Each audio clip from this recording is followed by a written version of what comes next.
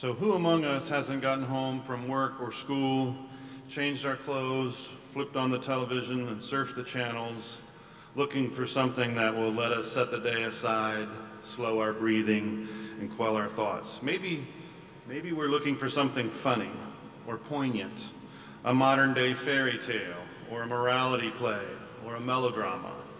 Enter Drew Powell, a 1998 graduate of DePauw, whose scores of television, film, and stage appearances provide us with an escape, a catharsis, a breather when the world is too much with us.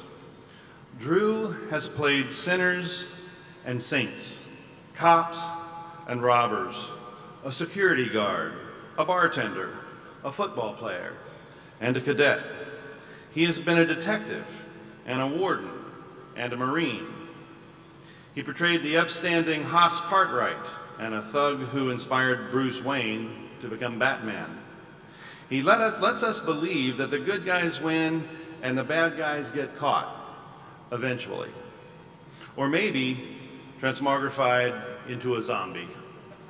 He has been, by any measure, a success in an industry in which success is rare. And he has remained a kind person in an industry where kindness is rarer still. He demonstrates good nature, charm, and curiosity, and he brings joy to every role, even those in which he portrays less than savory characters. His authenticity shines through. Please join me in welcoming alumnus Drew Powell, class of 1998.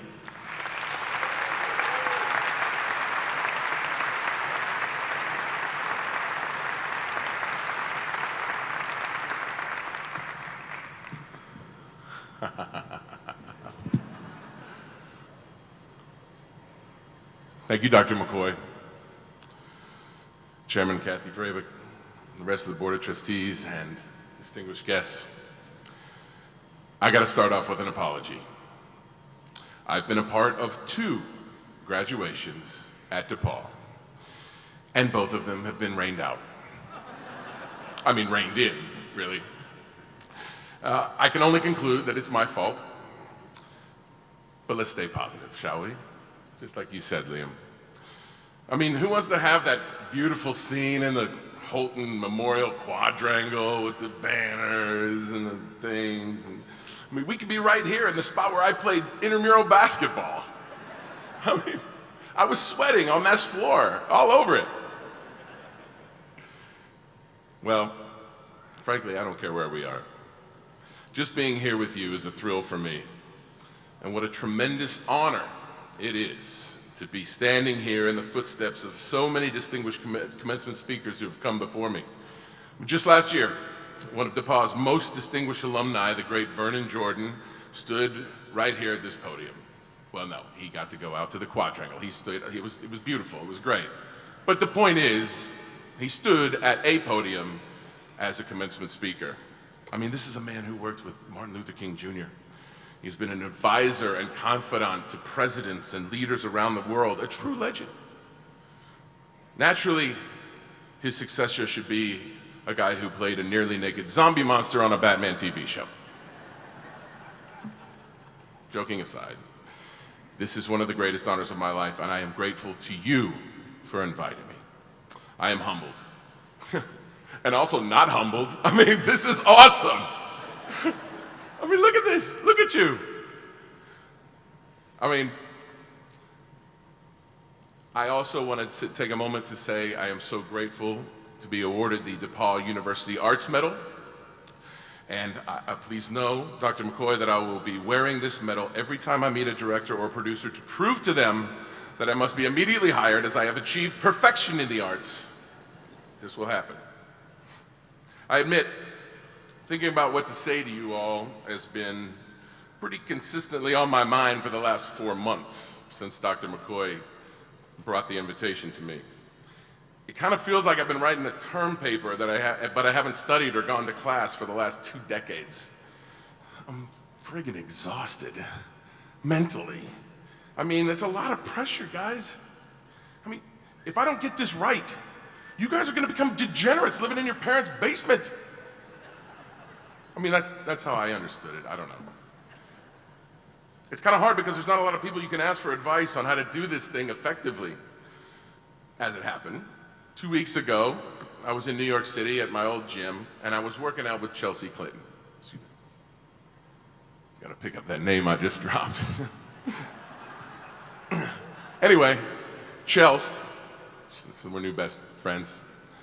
Chelsea gave me a lot of great advice. She's done this a couple times. But my favorite thing she said was, find a smiling grandma in the audience, and whenever you need a boost, just check in with her. So I'm gonna take that advice. I need a volunteer. Is there any smiling grandmas in the audience? Hi, what's your name, ma'am? Say? Judy, is your grandchild here? What's their name?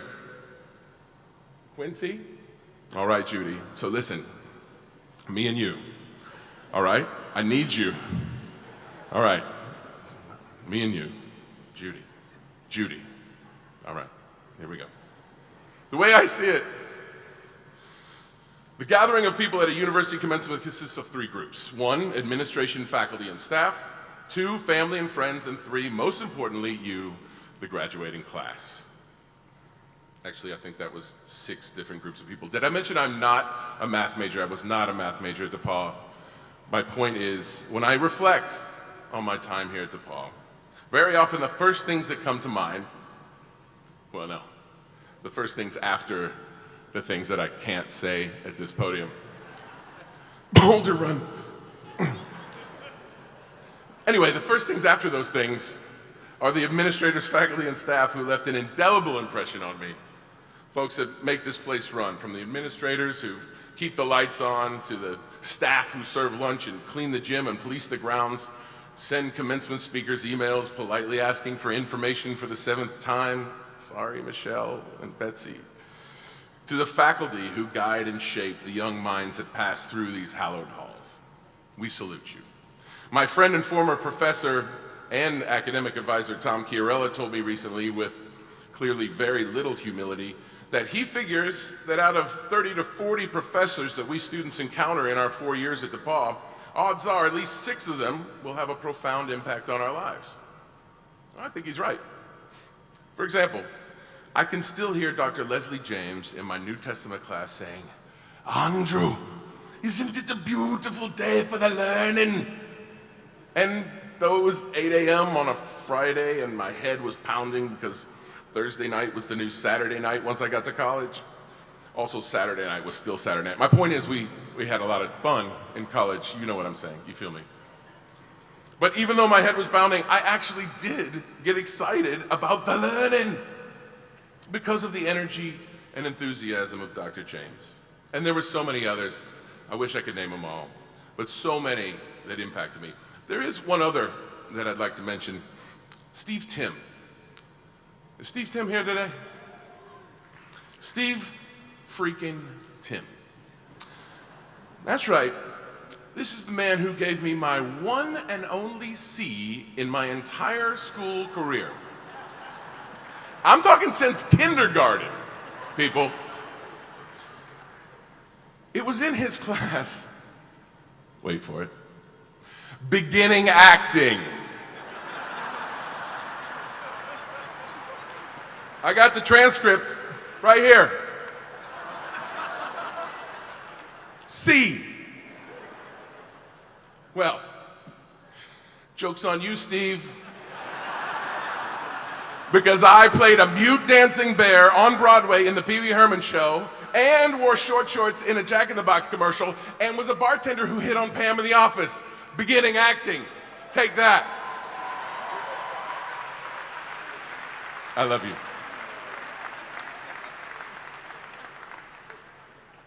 Think about your experiences here. It's not about me, it's about you. It's a little about me. Think about your experiences here and the people whose influence and direction will carry on as you leave this place. Do me a favor. I know this is weird, but just close your eyes for a minute and see the faces of the administration, faculty, and staff, the people that have helped you over the last 4 years. Picture their face. Now let's open them and give them all a round of applause, shall we?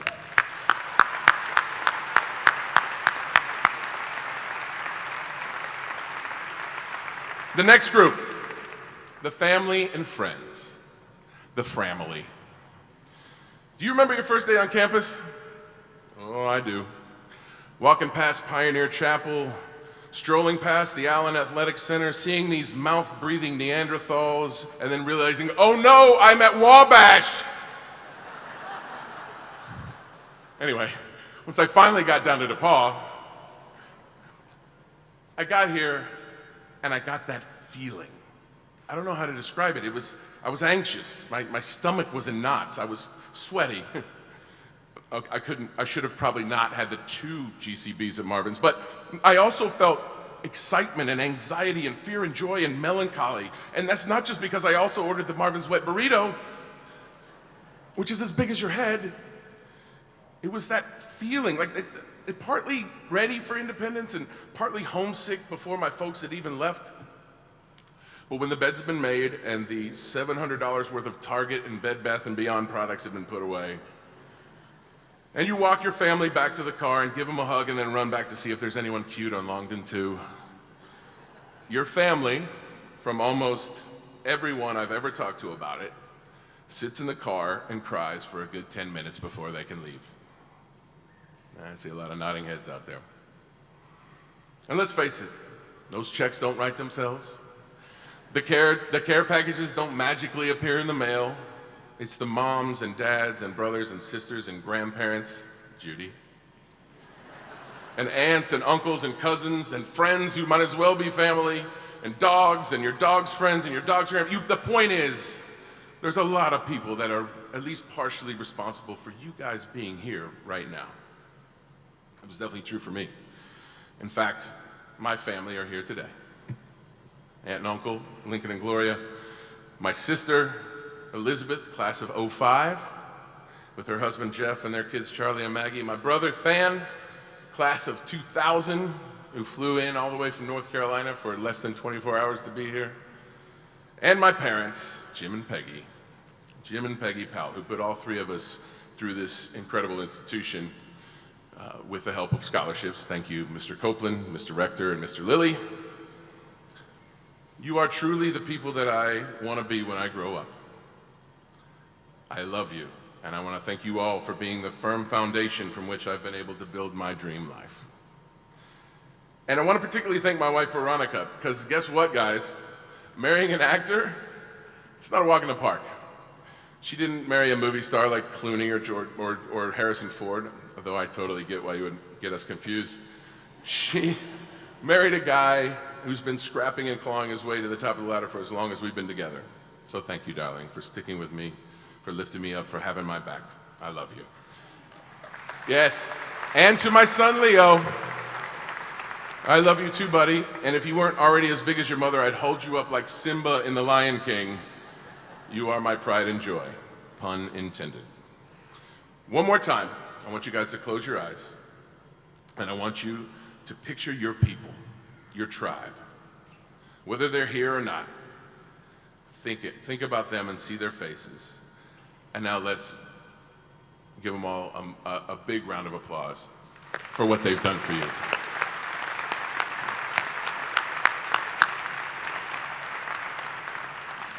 Okay, and now to the most important group. You guys, the class of 2019. It's just me and you now. Today's the day. You did it! You did it! How does it feel? It's kind of weird, right? A little bit? Because I sat right, where's the P's? Where's the last name? P's? Ah, right there. Right there. I sat right there 21 years ago. I only recently realized the cold hard truth that as I was walking across this stage to collect my diploma in May of 1998, most of you were just barely born. But it's totally cool. I'm totally cool with that fact.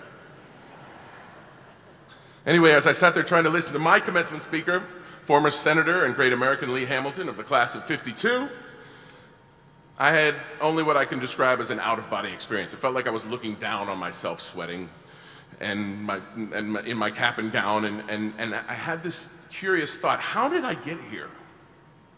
How did you get here? Well, you worked your butt off. You burned the midnight oil at Royal West. You came in early, you stayed late, you hounded your professors when you needed help, you pushed yourself through those moments where you felt like you just couldn't do it anymore. You did it, and here you are. And now, what's next? See, I knew when I sat right there that in 2 weeks from that moment of my graduation, I was gonna pack up my '89 Honda Accord and drive across the country to Los Angeles, where I had a part-time job as a youth director at a church in North Hollywood, making $15,000 a year. That's right. My very good, very expensive education have paved the way for a part-time job plus a room in the home of a senior citizen for which I paid $200 a month, all so I could give the acting thing a try. I guess what I'm trying to say here is, it's not too late. Do not leave college. The real world is terrifying. I'm kidding, of course. I mean, the world you're about to enter is terrifying, but it's also exciting. It's like a carnival ride that's never been inspected for design flaws. Soon you will find out that life after college is a series of transitions, of highs and lows, of absolute certainties and absolute confusion. In preparing today's remarks, I didn't just want to come at it from my own perspective. I wanted to know what other college graduates had to say. So I talked to my former professors, friends, family, recent grads, my dog's former professors. The point is, I keep doing that. I asked them all to reflect on their lives post-graduation and what they think the most important things to convey to you, the class of 2019. I was so fascinated with what folks had to say. My cousin Jordan, who graduated in 2013, said, quote, "So much relies on your ability to connect with people. Don't be afraid to ask for what you want. Be a team player, but put some skin in the game." Or my old pal and one-time neighbor at the ATO house and now coach of the Boston Celtics, Brad Stevens, class of '99, who said, quote, "The thing I had to do to survive at DePauw was to learn how to study and really work. I did it then to check boxes. I do it now because I enjoy what I do. We always tell our team the magic is in the work." And I suppose if the Celtics are playing Orlando, the magic is in the work to beat the Magic. I got dad jokes for days, guys. For days! There were so many more great responses I wish I could relay to you, but we will be here until the class of 2020 arrives. So suffice it to say, life is pretty complex. It can't be condensed into a nice commencement-sized speech. Turns out life is like building an IKEA desk. A lot of parts with confusing instructions that make you want to scream and cry at times, but if you do it right, when you finish and step back and look at it, it's actually quite stylish and useful. Fits nicely into a small apartment. So here are just two traits that I think are important as you move into life as college graduates: kindness and resilience.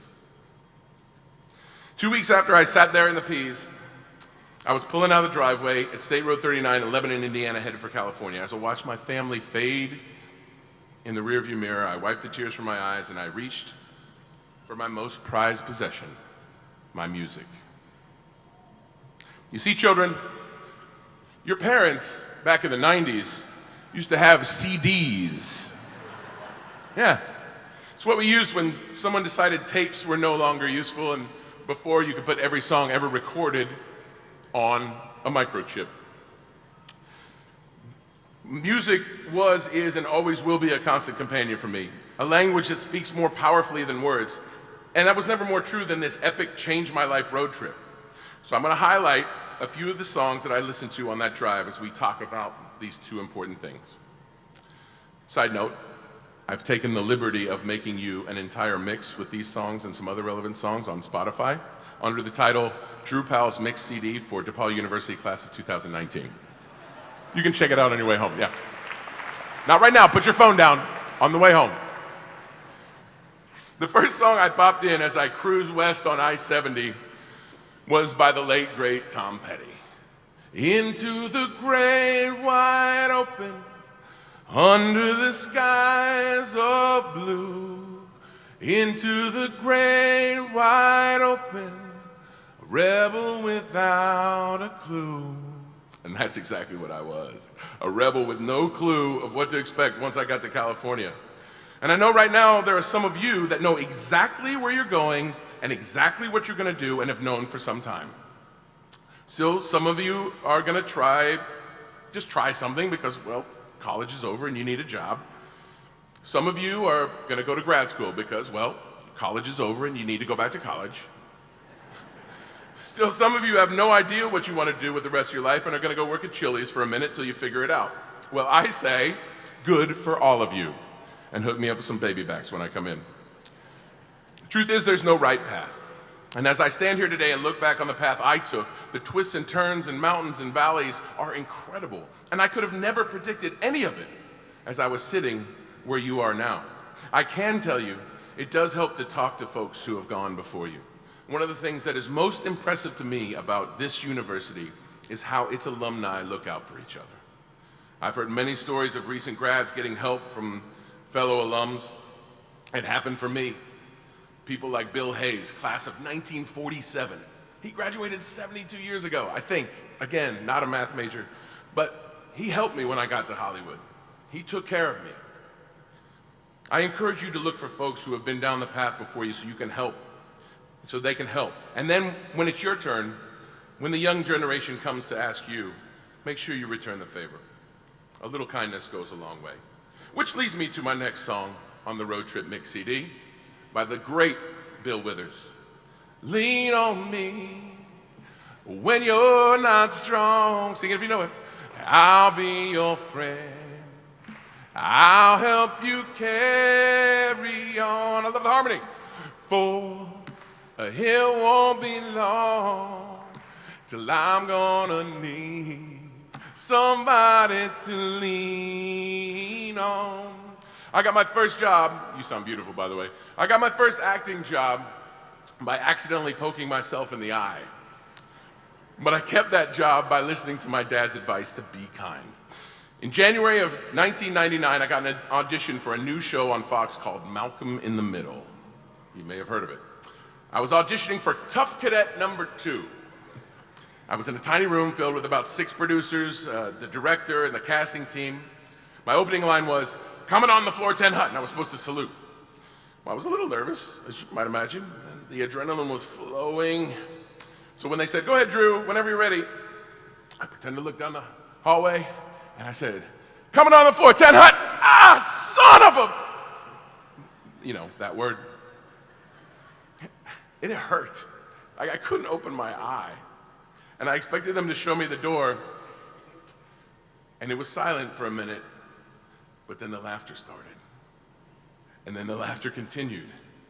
And then the laughter crescendoed. One of the producers literally fell off the arm of the couch. He was laughing so hard. I don't know if they thought I did it on purpose or they just felt sorry for me, but either way, I got the part. I got into the Screen Actors Guild, and the rest is history.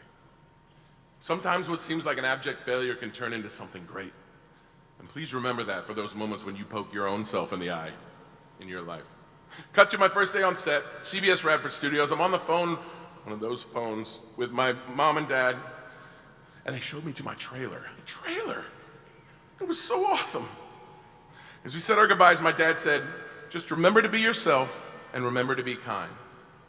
A little later that day, I saw a young woman at the craft service table. That's where they keep the snacks. It's my favorite part of any set. And she looked like she was having a rough day. I asked if there was anything I could do to help. And she said, as she wiped a small tear away, "No, but you're the first person all week who has asked, so thank you." I found out later that young woman was the assistant to the showrunner and made sure that whenever there was a scene in the military school, I was called back. I ended up doing 13 episodes and even got my own name, Cadet Drew. Kindness is both a noun and an adjective. Okay, kind is the adjective. Get off my back, English professors. But my favorite definition is indulgent, considerate, or helpful. Humane. Humane. I don't have to tell you that we are living in a very strange world at the moment. Kindness and civility feel like relics from a bygone era sometimes. And if you're like me, sometimes the hardest thing to do is be kind in the face of all the anger and the name-calling and the suspicion being hurled at you. So it's a process. It's a goal to which we will sometimes succeed and oftentimes fail. As we drove to campus the other day, I saw a sign on the side of the road that said, just be kind. It made me smile. As I saw you all filing in this morning, my new friend Angelique has on her mortar board, where is it? Where are you, Angelique? What does it say? Be kind to one another. Exactly. I can promise you that the times you choose kindness, not only does it affect your outlook, but is highly contagious. I'm going to quote Barbara Kingsolver for the third time, and I swear that none of this was planned. It all feels like kismet. The first time it was read last night at that beautiful baccalaureate service by Darby Hayes. And again, part of it was read today by Liam, but the part that I love the most from Barbara Kingsolver, the DePauw class of 1977, for those of you who don't know, and apparently a zoology major, which is kind of weird. In her book, Animal Dreams, she says, quote, "What I want is so simple I almost can't say it. Elementary kindness," end quote. Elementary kindness. That's what the world needs now more than ever. Right, Judy? You feel me? How we doing? I'm sweating like a hog up here. You guys okay? Just for the record, in '98 there was no air conditioning in here, so you got it good. Last tune on the CD. We're almost done, I promise. By this time I was cruising through the desert on Interstate 10, about to enter Los Angeles County and the beginning of this next chapter of my life, and I was starting to get nervous. I seriously considered turning the car around. I thought, nah, it's too hard. I don't know what I'm doing. I don't know anyone. Where will I find a decent pork tenderloin? It's an Indiana thing, I don't know. Just then, Freddie Mercury's voice came through my sweet Alpine speakers that I bought with the money I saved from delivering Marvin's senior year. I've paid my dues, time after time. I've done my sentence, but committed no crime. And bad mistakes, I've made a few. I've had my share of sand kicked in my face, but I've come through. Sing it with me. We are the champions, my friend, and we'll keep on fighting till the end. We are the champions. We are the champions. No time for losers, 'cause we are the champions of the world. That's it. That's it. Yeah. They definitely deserve a round of applause for that. That beautiful song you just sang leads me to what might be the most vital trait to success in the great wide open: resilience. The definition of resilience is the capacity to recover quickly from difficulties, toughness. Let me tell you something you already know. It won't be all rainbows and lollipops out there. Sometimes it's going to get weird. Sometimes it's going to be unfair. Sometimes it's going to just outright suck. Your ability to recover quickly and show toughness will be so very important. I've had so many opportunities to practice resilience. In my business, you fail most of the time. The list of roles that I almost got is longer than this speech. I know, that long. You will face hardships. You will face setbacks professionally and personally, and you'll need to bounce back. One of the perks of my job lately is that I get to travel around the world and meet people from all walks of life.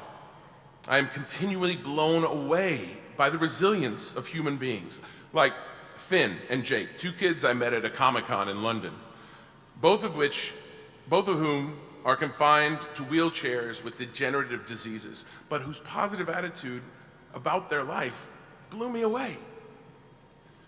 And then there was Eva. Eva lived in a small town called Wolf Lake in Ontario, Canada. But the first time I met her, she had traveled all the way to LA to see a one-act play I was doing for charity.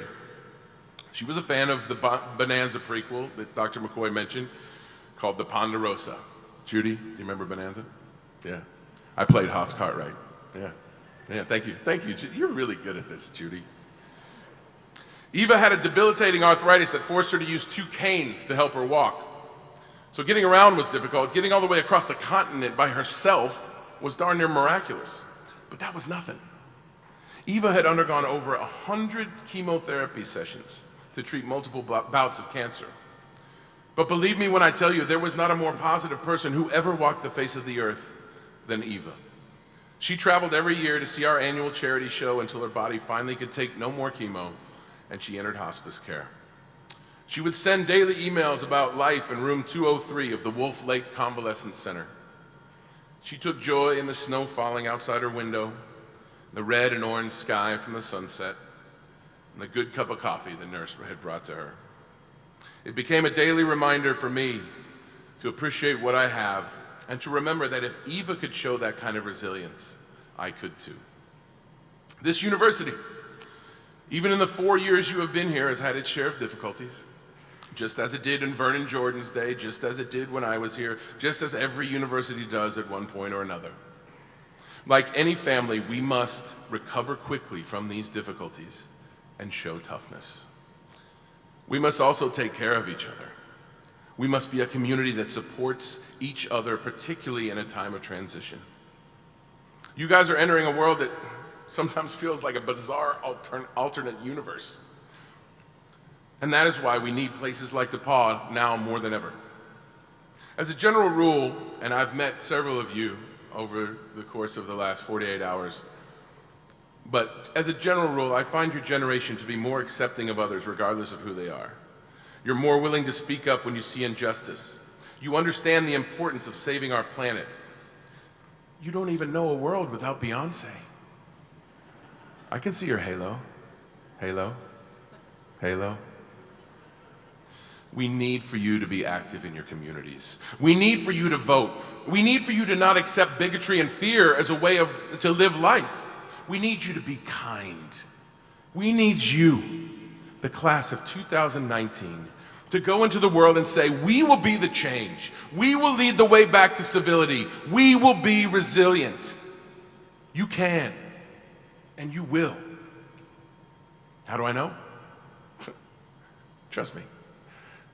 I play a nearly naked zombie monster on a Batman TV show. I know stuff. So my friends, and soon-to-be fellow alumni, let me say one more time, congratulations. You did it. Well done. Yeah. You should be very proud. Look around the room. See the look on these people's faces? Look at Judy. See that look? That's a look of pride. We are proud of you, class of 2019. Go with confidence, kindness, and resilience into the great wide open. God bless you all. Thank you.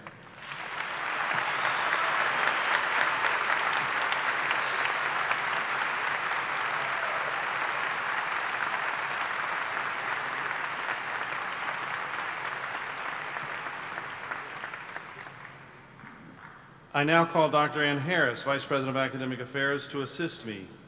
At this time, I have the honor of presenting our speaker, Andrew Powell, the University Arts Medal.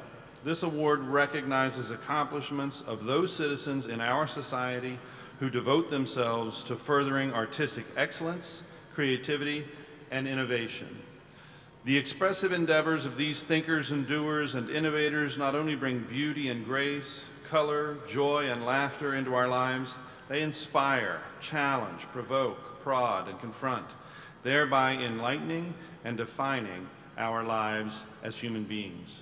Today, we recognize the talents and abilities of television, movie, and stage actor Andrew Drew Powell with the University Arts Medal.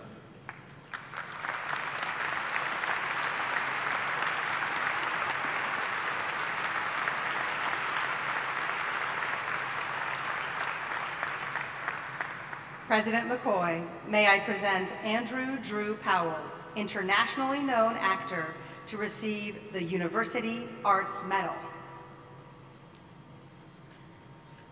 Drew Powell, you have distinguished yourself as a prolific and sought-after actor in television and film and on stage, and also as a hardworking, curious, and approachable artist. Your kindness and generosity of spirit, remembered fondly at DePauw, continue to this day as demonstrated by your return to campus to share your gift with all of us. For your accomplishments as an artist, DePauw recognizes your contributions and bestows upon you the University Arts Medal.